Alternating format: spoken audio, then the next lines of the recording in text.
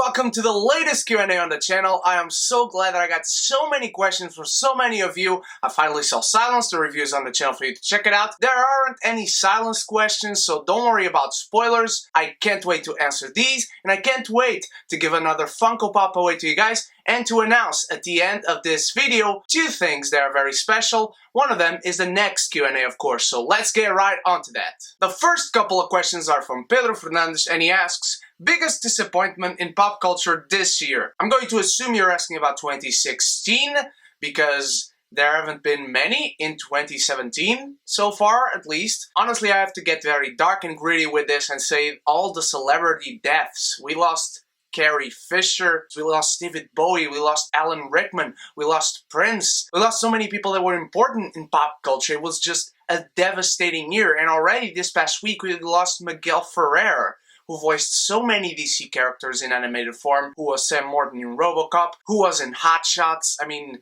he was a great actor, and apparently he was cousins with George Clooney. I didn't know that. All the celebrity deaths in 2016 were the biggest disappointments, because, come on, what a fucking year. What's your favorite Tarantino movie and character? Without a doubt, it's Pulp Fiction. Pulp Fiction is an all-time classic of cinema as far as directing and screenwriting is concerned, as far as putting a narrative with a unique twist and doing it in a very unique way. As far as character goes, I mean, the guy has just so many great characters, but probably Hans Landa by Christoph Waltz. I mean, just the opening scene in Inglourious Bastards. The feature that makes me such an effective hunter of the Jews is, as opposed to most German soldiers, I can think like a Jew, where they can only think like a German. Is spectacular, not only for Hans Landa, for Christoph Waltz, but for Tarantino as well. And that whole movie is spectacular. I mean, that whole movie gets kind of forgotten by most people, unfortunately, but it is a great movie indeed. Next is a person who asked most questions, and that is Newt. What are your New Year's resolutions for your channel, and also in a personal and professional level if you want to answer? As far as the channel goes, look, I'm not going to lie, I want to hit 1,000, maybe more subscribers, because I want this channel to grow. I want to give you guys the best possible channel ever. I want to give you guys what you want to see. I want to find a better lighting. I want to find a better camera. I want to find a better setup. I want to find more unique ways, not only visually, ways to make videos that will give you guys unique experiences and show my progress visually as I make videos. I want people to come into this community. I want Facebook groups for us to talk about movies and everything. I just want our community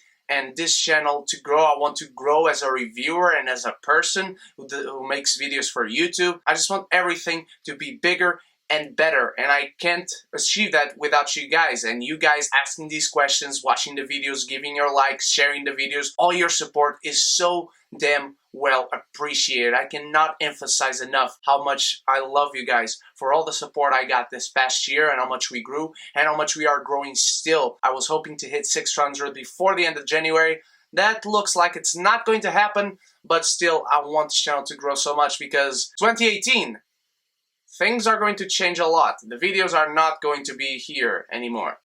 Just forewarning you. As far as personal resolutions, I don't have many, honestly. I have everything I could want in my personal life. And as I said, next year things are going to change a little bit around here. We are not going to be here anymore, but I'll tell you guys about that in due time. How did you spend your New Year's Eve? I spent it at a friend's house. We drank, we partied inside a house, which was a very big house, by the way, and it was just awesome. It was one of the best New Year's I ever had. Very random question, but I recently went through the Godfather and Godmother choosing at college. Did you struggle to choose them? Did you have to make certain things for them to accept your request? How do you know I am at Praxis? So who sent you? No, all kidding aside, congratulations, first of all. In my college, we only chose one Godmother or one Godfather. I chose one Godfather, which was a guy that he was just a guy I saw around, and I saw that everybody liked him and whatnot, and I was like, oh, okay, seems like a cool guy. I just started at Praxis in the second semester of my first year at college. And then when the guy starts talking, I'm like, I like this guy. And just, we like all the same things. We like comics, we like Marvel, we like DC, we love Star Wars, we love anime and manga, and this guy was like an older version of me. Not very much older, he's like only 3 years older than me, I think, but he was the one. And yes, we did have to have some special requests because on our praxis, every request must be unique in a way. So what I did was I bought some black, how do you say it in English? I don't know, cartolina. I cut up some yellow letterings like it was the crawl from the Star Wars movies. And I wrote Star Wars Episode 7/12 because that was his praxis name, 7/12. Don't ask me why. The crawl, the plot of the episode was me, Goku, yes, that's my praxis name, asking him to be my godfather and if he would accept. And then I also did a little comic book where I took some pictures of Dragon Ball online and I put some speech bubbles around the characters and was Goku asking Shenron for the godfather to accept him. And so he did, and while he was reading this stuff, I played the Star Wars theme as he was reading the crawl. So yeah, it was special, he accepted it, and until today we are friends, and he actually was the guy that had the biggest family in his year because around 5 people just that year asked him. Was the level of friendship you had with them during these 3/5 years among your expectations? Yes. He's not in college anymore, he's working, and we're still great friends. We still talk all the time about movies and whatnot, about work, about film. We are still great friends. I couldn't have asked for a better godfather or a better friend than he was, according to my expectations, of course. Still related to previous questions, now fast forward to the next generation. How was it to have godchildren? How do you know that? Are you spying on me, Huffletaker?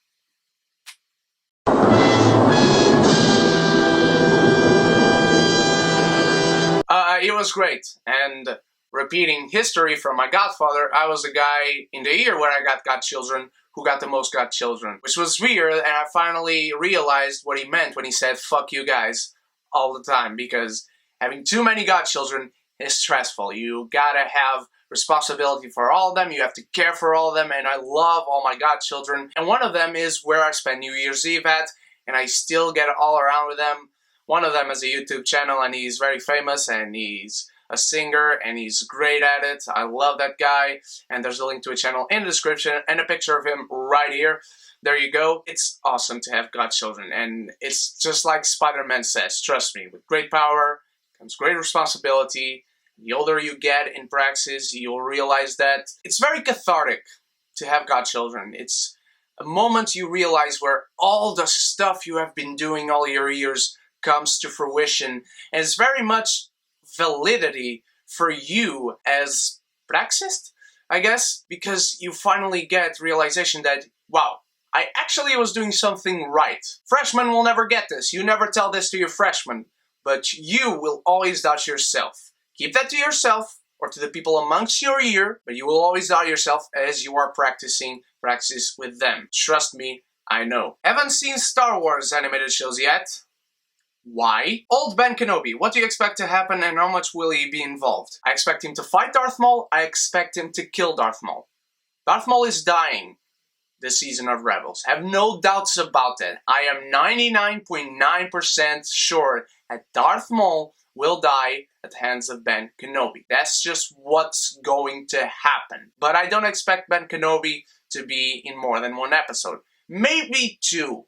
Maybe he's in one half of one episode leading to the final confrontation of him and Darth Maul, because I do expect him to have some interactions with the Rebel crew. I expect him to have a big impact, a very important role, but not be in most of the season. Just 1, maybe 1.5 at best, and I hope this is what happens, even though I would bet it doesn't. He is in 2 full episodes. Who knows, but I don't expect him to be in a large portion of the season, because we just now got our Mandalorian saga started with Sabine, and that episode, holy shit.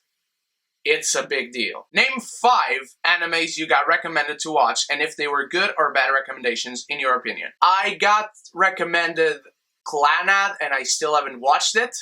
Don't kill me. I got recommended Watamote, and I still haven't watched it. Don't kill me. I got recommended Kill La Kill, and I still haven't watched it. Don't kill me. I got recommended Gurren Lagann, and I just swept through that in 2 days with a very good friend of mine who's from Lisbon. She's not here or around anymore, but she came to college. That's how we got to know each other, but now she lives again in Lisbon.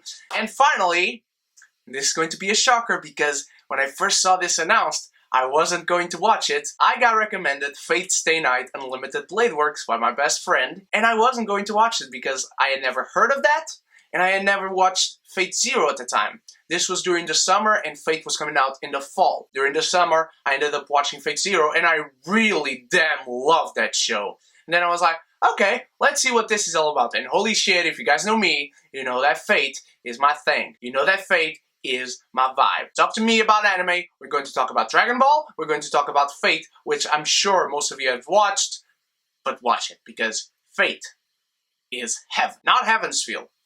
That's a little low tier, but Fate Stay Night Unlimited Blade Works. Name 5 animes you'd recommend. Okay, I recommended Fate. I recommended Gurren Lagann to you, and you still haven't watched it. I also recommended Roka no Yusha, that came out a few seasons ago. I also recommended Real Life.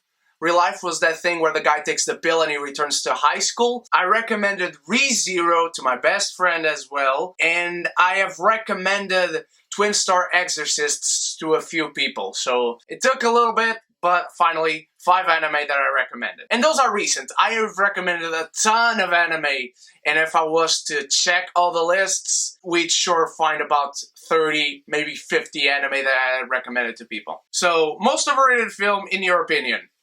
In recent memory, Mad Max Fury Road. It's a great film. I really enjoy that film. Holy shit, Academy, really? Mad Max Fury Road. I don't hate Mad Max Fury Road, people.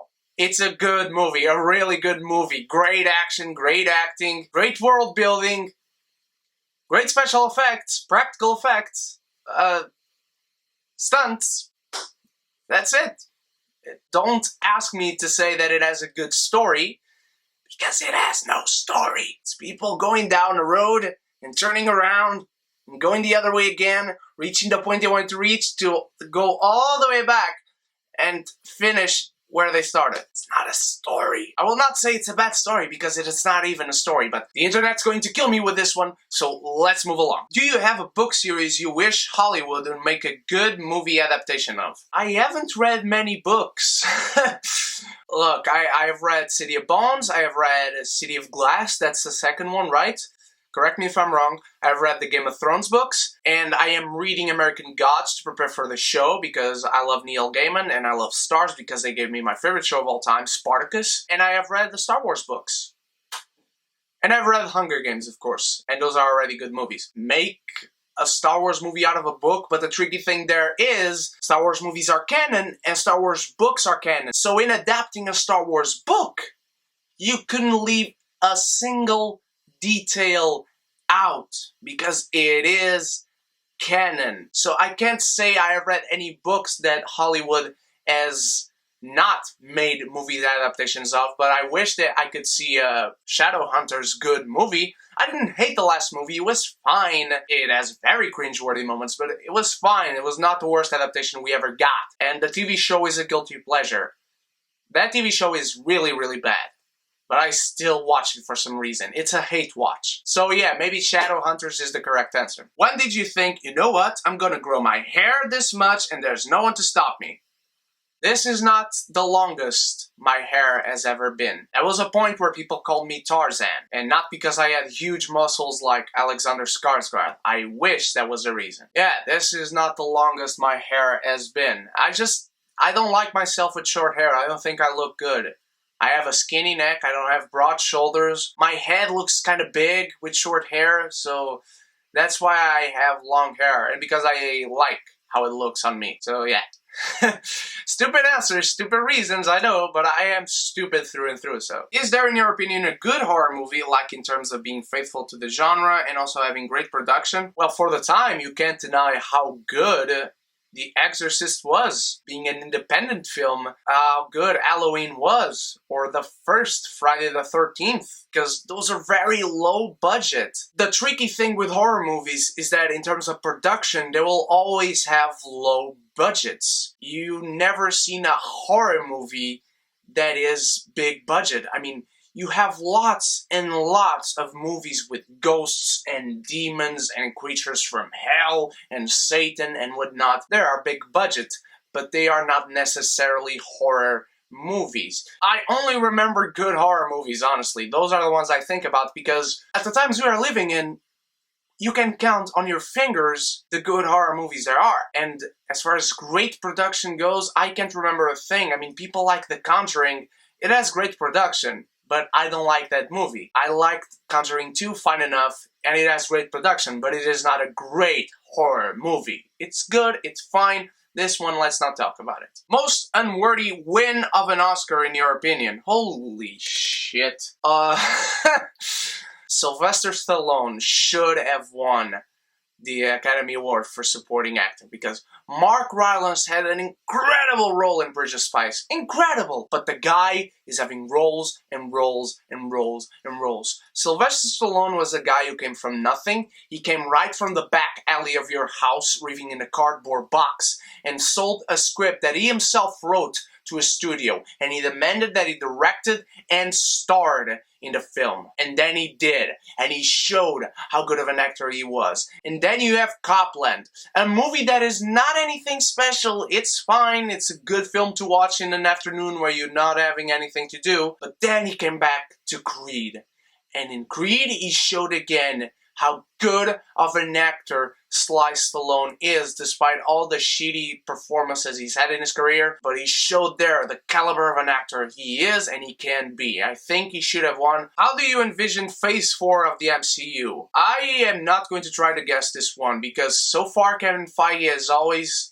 been able to surprise me personally, and I think many other people, but I'm just talking about myself. But I would expect us to see not the Fantastic Four themselves, but if Fox gives up the rights, I wouldn't say no to the Skrulls, to the Super Skrull, to the Skrull Secret Invasion, to the Kree Skrull War, to Galactus and the Silver Surfer, maybe. Galactus and the Silver Surfer are those that have the minimal chances of showing up and to actually be brought onto the Marvel Cinematic Universe, but I will say they still have a chance. At least from the time that this video is being made, from the time this question is being asked, from the time I'm answering this question. Those are my guesses, but those are just ideas I'm throwing out there. And hey, Kevin Feige, if you want to pick them up, I will not claim property on these ideas. People will know. Okay, people will know that I said this in the first place. Yes! From Natasha Oliveira, those 167 movies, the movies that I watched last year, were all the movies you've watched or just new releases? Just new releases. I watched a ton of movies at home and I repeated some movies at home. Will you bring some tags to your channel? I will absolutely bring back tags to my channel. I've made some tags before. I will most certainly do them again. So if you guys want to see tags on this channel, leave your ideas in the comments below. Maybe I could do a Q&A a month and a tag a month. Interchange them. Maybe one month we get a Q&A, another month we get a tag, and still the giveaways will maintain their position on those special videos. So let me know if you want to see tags and what tags do you want to see. I'm not going to do makeup tags or wardrobe fashion tags, so just movies, mangas, comics, geeky stuff, figures. There's a very special collection video coming. Maybe about these little fellows right here. Okay, so stay tuned for that, because it is coming. Will you start talking about books, or maybe book-to-movie adaptations? If you guys want to see it again, I will repeat myself. Mostly I read Star Wars books. If you guys want to see book reviews for Star Wars, I will bring them to you. Just know that I don't accelerate my reading. I read when I have time, but if I end up reading American Gods before the show premieres, I will maybe do a special book review, but just know I'm not a very avid book reader. How silent will be silence? Badunts. That was actually what she typed in, okay? It was very silent, actually. Very little score to that, but it's effective, to say the least. Holy shit, silence is, it's a riveting psychological experience. It's a psychological journey about testing yourself, how much psychological suffering you can handle. And I know I just said psychological a lot, and it's getting into your psyche. So I'm going to stop saying psychological. From Bupias, what is the best Martin Scorsese movie and what is your favorite?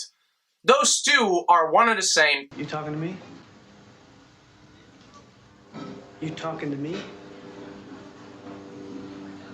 You talking to me? Then who the hell else are you talking? You talking to me? Taxi Driver. Taxi Driver is a flat-out perfect movie. There is nothing fucking wrong with this picture. There's nothing wrong with the story, with the directing, with the editing, with the soundtrack, with the characters, with the performances.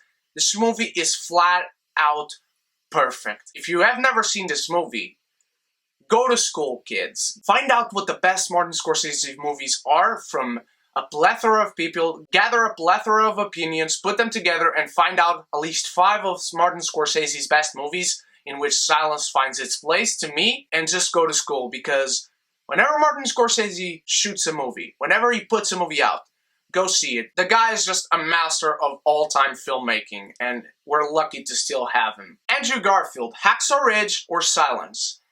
It's tricky. The guy, for me, was equally good in both roles. But the character, the role, was harder to pull off in Silence, in my opinion. So if he gets nominated for something, I would hope it is Silence. But he gave incredible performances in both. He would deserve to get nominated for both, but I don't think he will. Will he be making an Oscars prediction / picks video? Yes, and I'll be wearing a suit and my white blazer. Can you do a ranking of the nominees like you do for the best and worst movie of the year?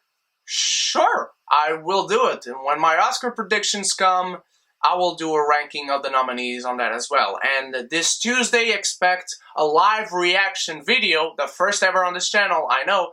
I hope you guys like that, and then we can have more live reactions on the channel. Live reaction for the Oscar nominations announcement. Can I get a shout out? You just got one, Bupias.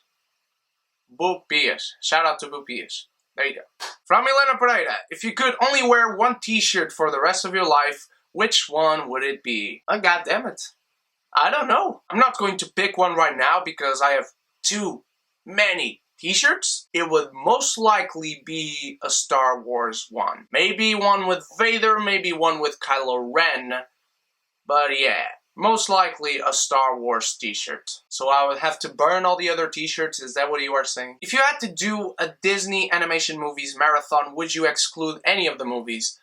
Yes. Yes, I would. If we're including Pixar, I would exclude Cars, and Cars 2, and Chicken Little, and Home on the Range. If we're just including Disney, I would just exclude Chicken Little and Home on the Range. But I would never watch those movies. And I would also exclude the Disney sequels, even though I still like some of them. Even Lion King 2 and Lion King 1.5, I would still exclude them. Just the features that went into the big screen, even though the sequels, some of them are included on that, but no, not many movies, just those 4 or 2 if Pixar is not included. Okay, so we are done with the questions, we are coming to the giveaway, and the winner is Elena Pereira.